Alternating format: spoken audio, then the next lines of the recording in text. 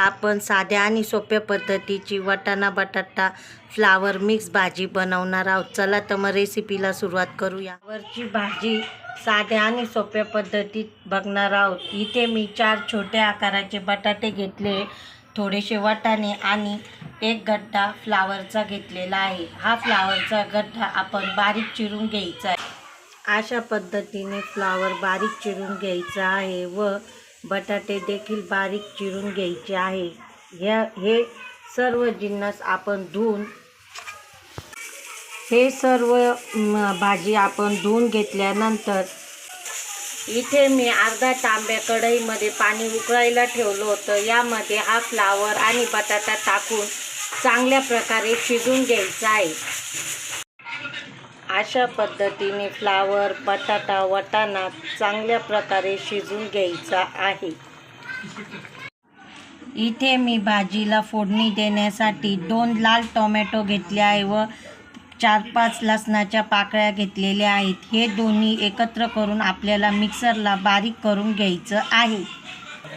या पद्धतीने आपल्याला टोमॅटो चिरून घ्यायचा आहे. प्रकारे मिक्सरला लसूण आणि टोमॅटोची पेस्ट करून झाल्यानंतर फ्लावर उकडून घेतल्यानंतर उकडलेले पाणी फेकून देऊन मी यामध्ये थंड पाणी टाकून घेतलेले आहे. हे थंड पाण्याने हा फ्लावर पुन्हा एकदा धुवून घ्यायचा आहे. हे पाणी फेकून द्यायचं आहे. भाजीला फोडणी देण्यासाठी यामध्ये मी 1.5 वरगळे तेल टाकून घेतलेलं आहे. यामध्ये थोडेसे जिरे टाकायचे व मोहरी थोडीशी टाकायची. जिरे आणि मोहरी चांगली तडतडून घ्यायची. मिक्सरला बारीक करून घेतलेलं टोमॅटो आणि लसणाची पेस्ट यामध्ये टाकून तेल सुटेपर्यंत परतून घ्यायचं.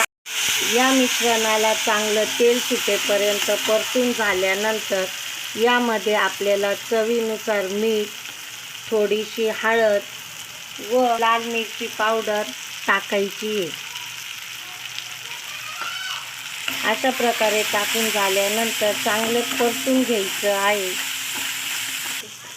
परतून झाल्यानंतर यामध्ये आपण उकडलेला फ्लावर, वाटाणा, बटाटा टाकून घ्यायचा आहे. अशा प्रकारे टाकून झाल्यानंतर चांगल्या प्रकारे परतून घ्यायचं आहे. अशा प्रकारे भाजी झाल्यानंतर यामध्ये कोथिंबीर टाकायची आहे. इथे आपली वाटाणा बटाटा फ्लावर मिक्स भाजी तयार झालेली. इथे आपली भाजी तयार झालेली आहे. चला तर मग चॅनलला लाईक करा, शेअर करा, सबस्क्राईब करा.